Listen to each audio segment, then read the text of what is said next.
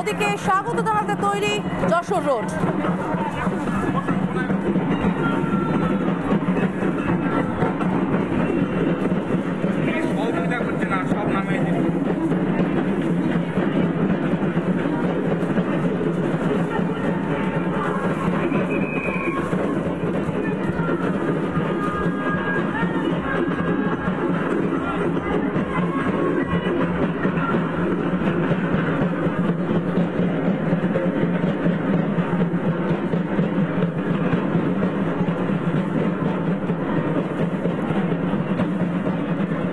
ভাস্কর রয়েছে আমাদের সঙ্গে, আমরা ভাস্করের কাছে চলে যাব সরাসরি। ভাস্কর, যে ছবিটা পায়েল তুলে ধরলো, সকাল থেকে তোমরা যে ছবি তুলে ধরলে, আমার একটাই প্রশ্ন, ভরসার মুখ বদল হচ্ছে বাংলায়।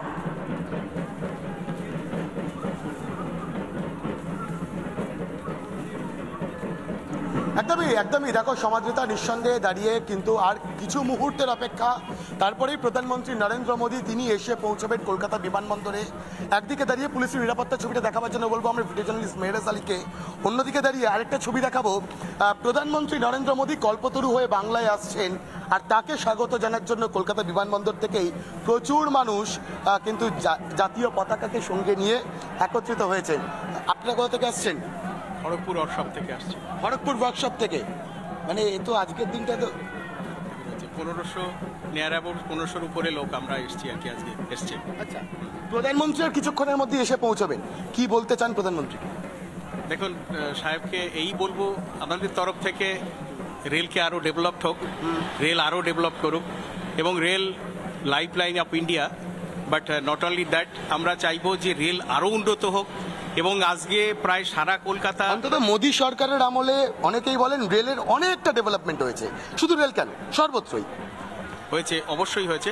এবং আমি চাইবো যে অলরেডি প্রায় মেট্রো রেল পুরো কলকাতাতে ছেয়ে গেছে, এবং পুরো কলকাতা কিছুদিনের ভিতরে কভার আপ হয়ে যাবে।